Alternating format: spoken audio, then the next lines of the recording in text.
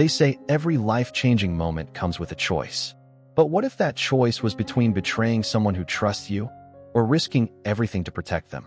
High in the mist-covered mountains of a quiet African village, a young peanut seller named Chike is about to face the most dangerous decision of his life.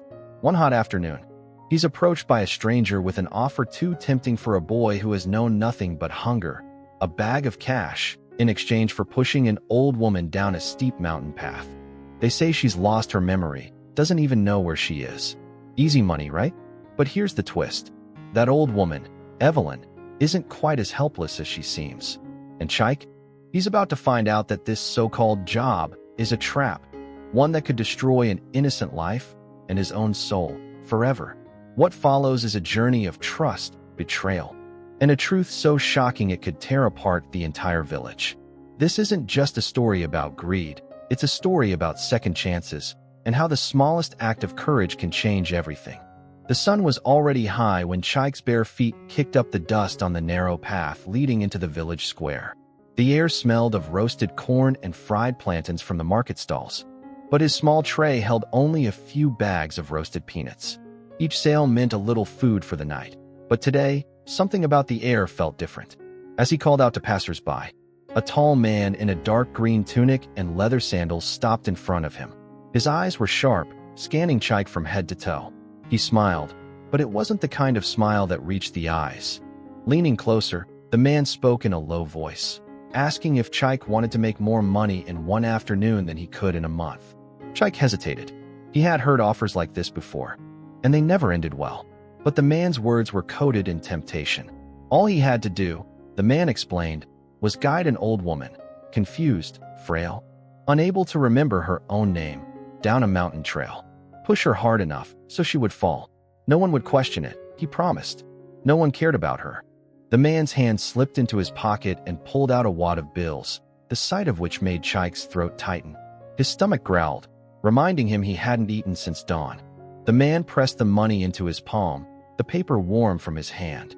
Chike nodded slowly, but his mind was far from at ease. Later that afternoon, he found her exactly where the man said she would be, standing alone near the edge of the path that curved dangerously down the mountain. Her hair was streaked with silver, her eyes clouded but strangely alert. She looked at him and smiled, as though she had been waiting for him all along. Something in that smile unsettled him. It wasn't the vacant gaze of someone who had lost her mind. It was something else, measured, knowing. "Are you here to help me?" she asked softly. Chike froze. His hand tightened around the bills in his pocket. The wind carried the smell of pine and dust, and somewhere far below, he could hear the distant rush of a river. One push, and it would be over. The man's promise echoed in his head, but so did the memory of his own grandmother's hands. Warm, steady, guiding him when he was small. That was the moment Chike knew. He could not do this. Chike stood there for a long moment, the mountain wind tugging at his shirt, the old woman's eyes fixed on him with a quiet, almost unsettling patience. Her name, she said, was Evelyn, though she spoke it like she was testing the sound, unsure if it truly belonged to her. Instead of guiding her toward the steep descent, he stepped to her side and offered his arm. "Let's get you home," he said, his voice steady but low. Evelyn tilted her head, studying him. Then she nodded and placed her hand lightly on his arm. Her grip was surprisingly firm for someone so frail. They walked together, not down the treacherous path, but along the safer ridge that led toward the village. The air was heavy with the scent of dry grass and the distant hum of cicadas. Chike could feel the weight of the man's money in his pocket. As they neared the village, Evelyn began to talk. She spoke in fragments, half-thoughts, and sudden silences. "I used to come here, before things changed, before they tried to take everything." When they reached the edge of the village, Evelyn stopped. She turned to Chike, her gaze sharpening in a way that made him almost look away. "I know why you were sent," she said quietly. "I wanted to see what you would do. And now, I know." Before he could ask what she meant, she slipped her arm back through his and led him toward a large, weathered house at the far end of the main road. The wooden shutters were faded, but the house stood tall, its wide veranda shaded by an ancient tree. As they approached, a figure appeared at the doorway, a man in an expensive suit, his smile thin and watchful. Evelyn's grip on Chike's arm tightened, and in that moment he understood. Whatever this was, he had stepped into something far larger than himself. The man at the doorway didn't move at first. He stood with his hands tucked into his pockets, a glint that made Chike's instincts stir. Evelyn's posture straightened. "Raymond," she said, her voice calm but carrying a weight of unspoken history. "Aunt Evelyn," the man replied, his tone smooth, almost too polite. "I didn't expect to see you back so soon, or with company." Chike kept his expression neutral, though his pulse had quickened. He could feel the tension vibrating between them. Evelyn's grip on his arm relaxed, and she stepped forward, closing the space between her and Raymond. "This is Chike," she said evenly. "He helped me find my way home." Raymond's smile widened, but it didn't reach his eyes. "How fortunate for you. We've been concerned about your well-being." Chike caught the slight emphasis on "we," and it sent a ripple of unease through him. Evelyn stood beside a man who looked powerful, respected, a man who was not Raymond. Once they were alone in a quiet sitting room, Evelyn closed the door and faced Chike. "That man," she said, "is one of the reasons they want me gone. He thinks I don't remember, but I do." Chike frowned. "So why pretend otherwise?" She leaned forward, her voice dropping. "Because the moment they believe I remember everything, they'll make their move. And I need to know exactly how deep their hands go into my life before I strike back." Her eyes locked onto his. "You didn't push me down that mountain. That means I can trust you. But trust alone won't protect either of us. If you stay, you'll be in the middle of something dangerous." Chike hesitated. He could walk away now and pretend none of this had happened. But as he met her steady gaze, he realized he wasn't ready to leave. Not when the truth was this close. Outside, Raymond's voice echoed faintly through the hall, speaking to someone Chike couldn't see. The game had already begun. Chike didn't have to wait long for the confrontation to find him. That evening, as Evelyn rested in her room, he stepped into the courtyard to get some air. The fading sunlight painted the walls in deep gold, and for a moment, it felt almost peaceful until Raymond appeared from the shadow of the veranda. "You've made yourself comfortable here," Raymond said, his voice low, his smile sharp. Chike stayed still, keeping his tone even. "I'm just helping Evelyn. She asked me to stay." Raymond's eyes narrowed slightly. "Helping her, or helping yourself? I've seen your type before. A little kindness, a few words of loyalty, and suddenly you're part of the family." The words were laced with accusation. Chike felt heat rising in his chest, but forced himself not to react. "I'm not here for her money, if that's what you're implying." Raymond stepped closer, the air between them tightening. "Good, because there won't be any money for you to take. Soon, Evelyn will be too unfit to manage her estate. The family will handle everything. And if you get in the way, I'll make sure you regret it." The threat was plain, delivered without a change in his expression. Chike held Raymond's gaze, refusing to look away. "Maybe you're the one who should be careful. People notice more than you think." For a second, the mask slipped, just a flicker of irritation in Raymond's eyes, before he stepped back, his smile returning. "We'll see." That night, Chike couldn't sleep. Every sound in the house felt sharper. The creak of the floorboards, the faint rustle of curtains in the wind. Somewhere down the hall, he thought he heard hushed voices. He moved silently toward the sound and caught fragments. Raymond's voice, urgent, and another man's deeper tone. "Once she signs, no one can stop us." Chike's stomach tightened. He retreated before they noticed, his mind racing. If they were planning to take Evelyn's property, they were close to making their move. The next morning, Evelyn seemed calmer than usual. Almost too calm. "Over breakfast," she said softly, "they'll act soon. When they do, I'll need you to be ready." Chike nodded, though he didn't yet know what ready meant. Drumming against the tin roof in steady rhythm. Chike found Evelyn already awake, sitting near the window with a shawl over her shoulders, staring out at the gray hills. Her eyes, though tired, unsure how much she knew. "I heard them last night," he admitted. "They're close to making their move." A faint smile curved her lips, not of joy but of quiet resolve. "Then we let them think the game is theirs. I'll sign the papers they bring, but not the way they expect." Chike frowned. "What do you mean?"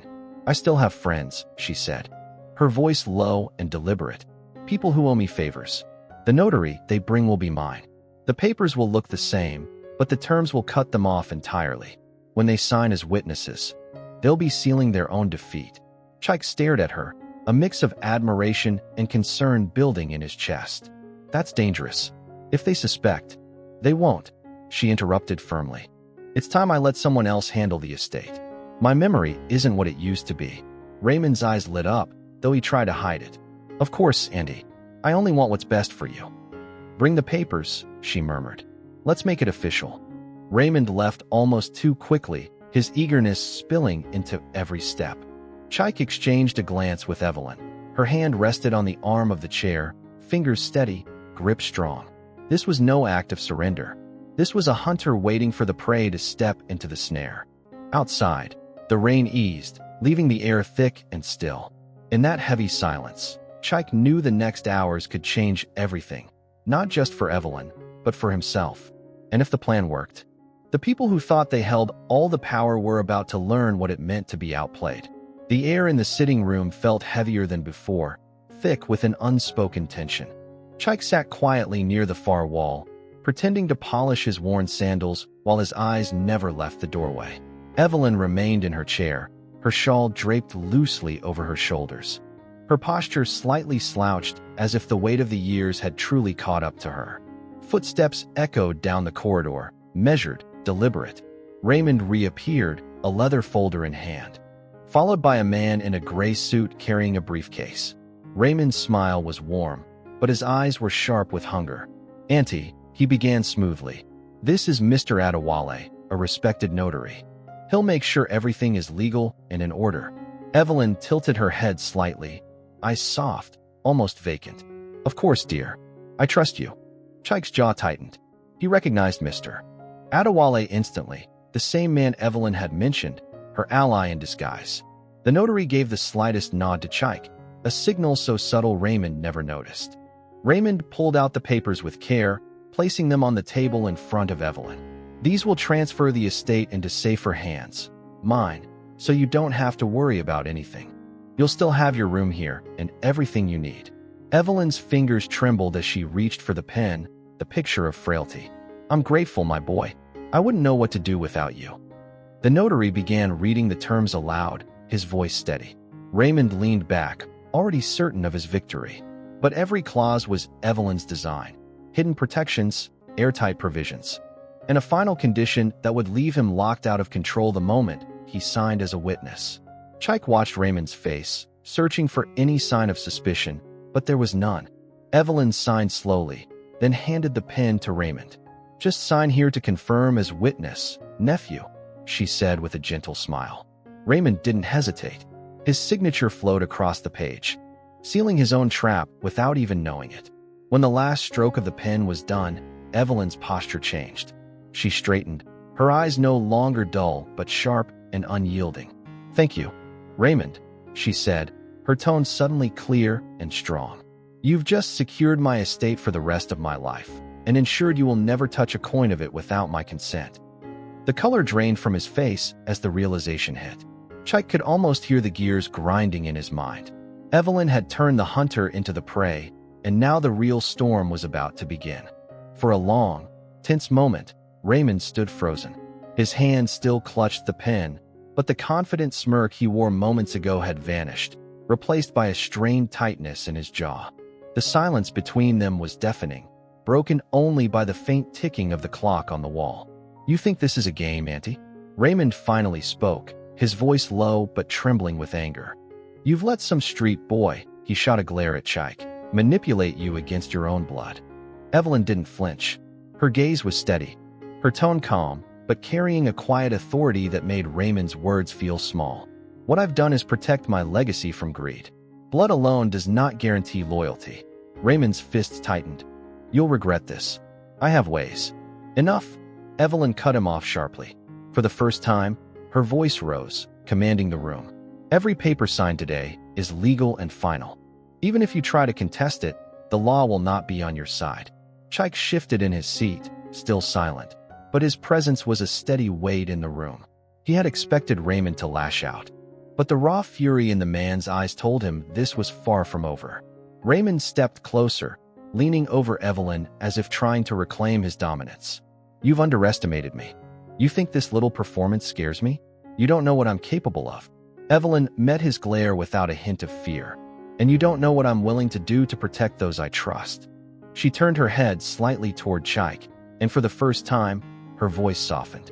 People who prove themselves not with words, but with actions. That single sentence landed like a slap. Raymond's nostrils flared, and for a moment, it seemed like he might do something reckless. But then, with a tight, bitter smile, he stepped back. Fine, keep your little victory. But remember, mountains don't fall in one day. He snatched his coat from the back of a chair and stormed toward the door. The slam echoed through the hall, leaving behind a heavy, uneasy silence. Chike finally exhaled, glancing at Evelyn. He won't give up, will he? Evelyn's eyes darkened. No, which means we must be ready for whatever comes next. This was only the first battle.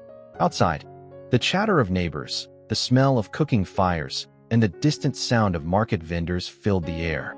But today, it felt different, heavy, almost watchful. As he stepped out of the small room Evelyn had given him, a few villagers looked his way, then quickly turned their heads. A pair of women whispered to each other, their eyes lingering on him with something colder than curiosity. By the time Chike reached the marketplace, the whispers had become louder. That's him, a man muttered under his breath. The boy who tricked Madame Evelyn. Heard he's after her land. Another voice chimed in. My cousin said he's not even from here. He'll sell everything and vanish. Chike's chest tightened. It was clear now, this wasn't random gossip. This was a deliberate move. Later that day, he found proof. A young goat herder, nervous and avoiding eye contact, admitted that Raymond had been going house to house, spinning stories about how Chike was a fraud who planned to swindle Evelyn. Raymond's words were laced with just enough truth to make them believable. When Chike returned to Evelyn's home, she was already waiting for him in the veranda, her expression unreadable. I've heard the rumors, she said slowly, and I know exactly where they came from. Chike clenched his fists. He's trying to turn everyone against me. If the whole village believes him. Evelyn raised a hand, silencing him. Let them talk. The truth will show itself. But for now, we must act with caution.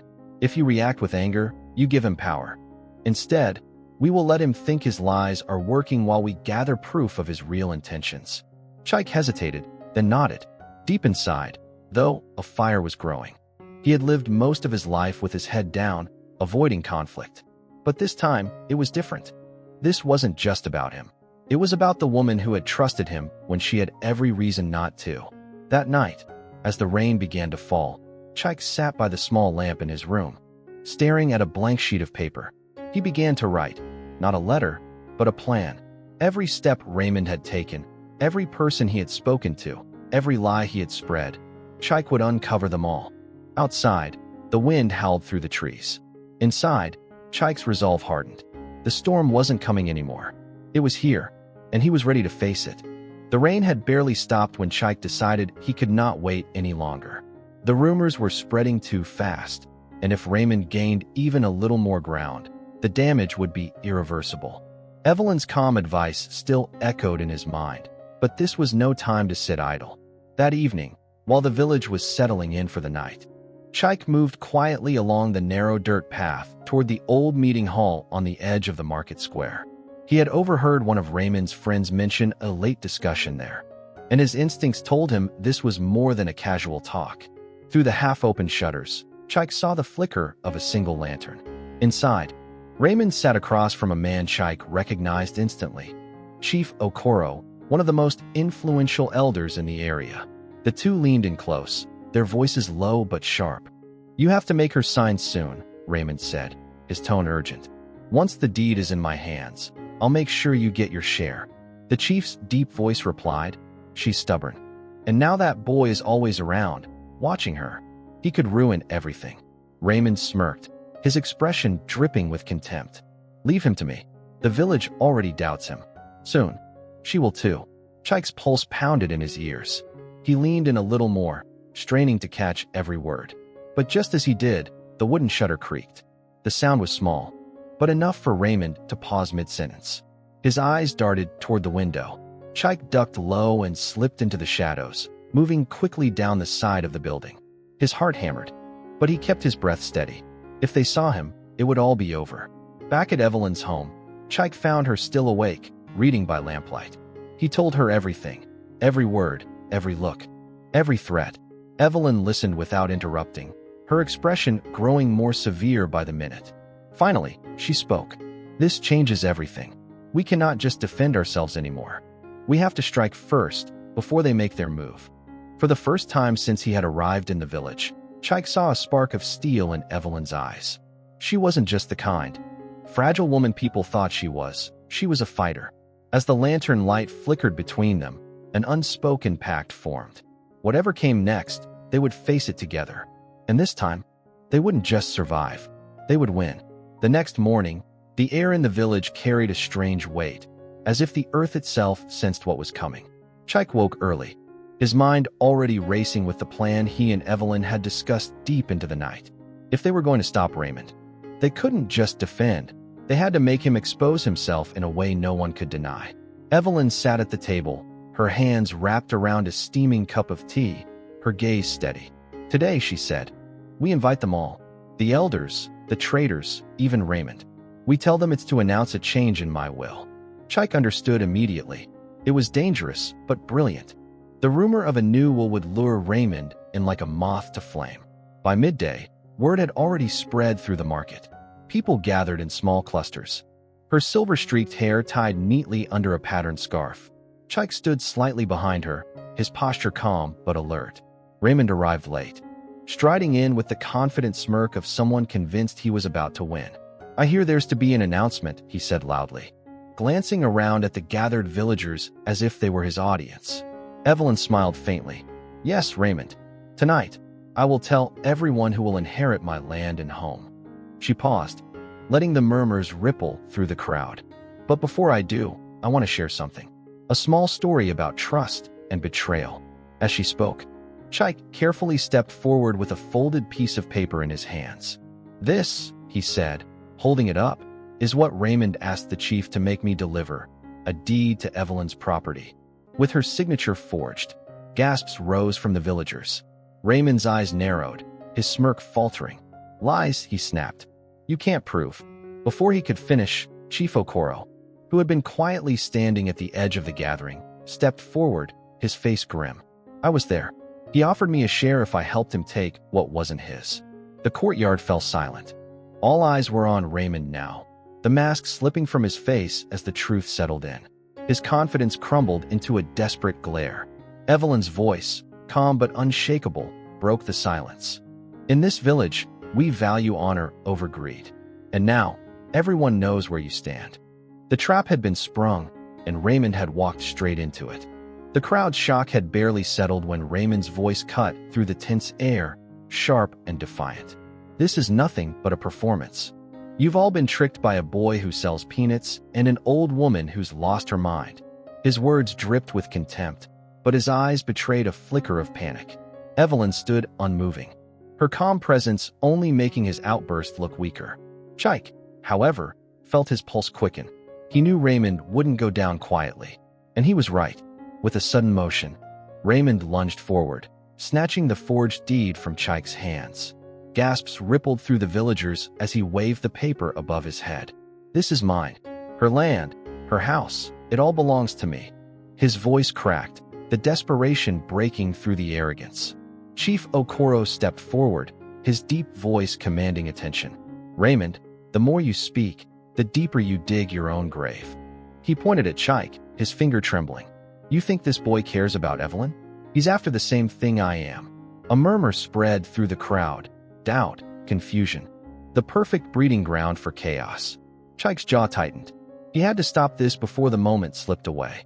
He stepped forward, his voice steady but loud enough to carry. "If I wanted her land, I would have taken it the day you told me to push her down that mountain. But I didn't. I brought her home. I stood by her when you hid like a coward." His words hit like a hammer, and the crowd turned their eyes back to Raymond. Evelyn took a slow step toward her nephew, her gaze unwavering. "I may be old, Raymond, but I am not blind. You've shown this village your heart tonight, and it's as empty as your promises." Raymond's shoulders slumped, his bravado crumbling under the weight of the truth. The villagers began to mutter, some shaking their heads, others turning away in disappointment. Sensing the tide turning, Chief Okoro signaled 2 men to step forward. They gently but firmly took hold of Raymond's arms. He struggled for a moment, then sagged in defeat, the paper fluttering from his grip to the dusty ground. As they led him away, Evelyn turned to Chike with a faint smile. The night air felt heavy as the murmurs of the crowd faded into uneasy silence. Raymond had been dragged a few steps away, but his eyes still burned with defiance.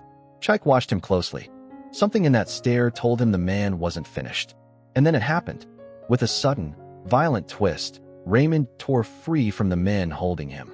He lunged toward the table where the village documents were kept, his hands snatching up the bundle of papers. Gasps erupted as he bolted toward the narrow path that led into the dark hills. Chike didn't hesitate. His legs moved before his mind caught up, pounding against the earth as he chased Raymond through the winding trail. The villagers shouted after them, their voices echoing in the night. Evelyn, standing at the center of the commotion, pressed her hand to her chest but didn't call out, her eyes filled with trust, never leaving Chike's back. He couldn't let this man vanish with the documents that could still cause chaos for Evelyn. Finally, Raymond's foot caught on a jagged rock. He pitched forward. His hands fell to his sides, limp. Chief Okoro reached them first, lifting the scattered papers from the ground. He handed them to Evelyn, who had walked the path slowly but with unwavering steps. She looked at Raymond, her voice calm, yet sharp as steel. You can spend the rest of your life chasing what is not yours, Raymond, but you will never outrun the truth.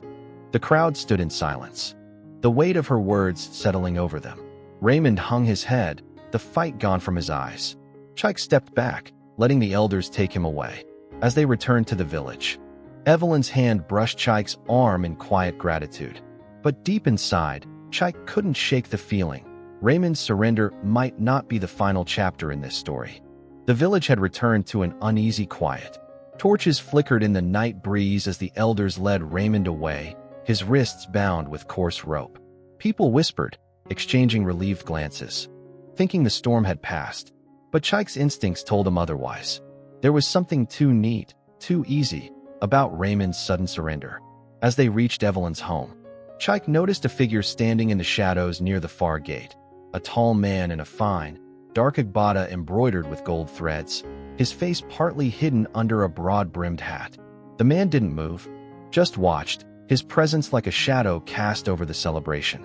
Chief Okoro greeted the man with an oddly respectful nod, which only deepened Chike's suspicion. Evelyn, catching Chike's uneasy glance, frowned. "What is it?" she whispered. Before Chike could answer, the stranger stepped forward, his voice deep and commanding. "I believe those documents belong to me." The crowd froze. The man removed his hat, revealing sharp, calculating eyes and a calm, unreadable smile. It was Mr. Adeyemi, the wealthy land developer from the neighboring city. His reputation was notorious, building fortunes from other people's ruins. Now, he stood in the heart of the village like a hunter claiming his prey. "You see," Adeyemi continued, "Raymond was an employee of mine, a tool. The lands in those papers are worth more than you villagers can imagine, and I do not take kindly to losing my investments." His gaze swept the crowd, daring anyone to challenge him. Chike stepped forward, blocking his path to Evelyn. "This land is not for sale. Your game ends here." Adeyemi's smile didn't falter. "You think you've won, young man? Raymond was only the first wave. I have ways and people who are far more persuasive." Evelyn's voice cut through the tension. "Then you will find this village harder to break than you think," as though weighing whether to push harder now or retreat. At last, he adjusted his hat and turned away. "We'll see," he said softly, vanishing into the darkness as quietly as he had come. The villagers cheered, but Chike felt no relief. He knew Adeyemi's departure was not a surrender, it was a promise. And promises like his always came back to collect. The night air in the village was heavy, the kind of stillness that feels like the moment before a storm breaks. Lantern light flickered against the dark sky, revealing Mr. Adeyemi's men riding in, tall, broad-shouldered, armed with polished canes and cold expressions. Adeyemi dismounted slowly, his fine agbada brushing the ground, gold embroidery glinting under the moonlight. "I gave you a chance," he said, his voice low but slicing through the silence. "Hand over the land deeds, or watch your precious home burn." Chike stepped forward. "You can take threats back to your city, Adeyemi. This village isn't for sale, and neither are we." His tone was steady, but his eyes never left the man's. Adeyemi's lips curved into a thin smile. Bravery from a street peddler. Amusing. With a flick of his hand, two men lunged forward. But the villagers closed ranks, their wooden staffs and farming tools raised high. What followed was not a fight of brute strength, but of unity. Every man, woman, and even children stood together, pushing back Adeyemi's enforcers with a wall of defiance. In the chaos, Evelyn stepped up to Adeyemi, her gaze unwavering. You think money is power, but you've never understood. The real power is when people refuse to be broken. Adeyemi's smirk faltered. He scanned the crowd and realized he was outnumbered, outwilled. Without another word, "You've done more than save my home. You've reminded us all who we are." Chike smiled faintly. "You trusted me when no one else would. That's something I'll carry for life." The villagers erupted in cheers, not for victory over one man, but for reclaiming their dignity. The land deeds remained safe, but more importantly, the spirit of the community was stronger than ever. Sometimes, the greatest battles are not fought with weapons, but with courage and unity. No wealth can buy the strength of a people who stand together for what is right. Thank you for following this journey of trust, redemption, and resilience. If you were in Chike's place, would you risk everything to protect someone who once tested your loyalty?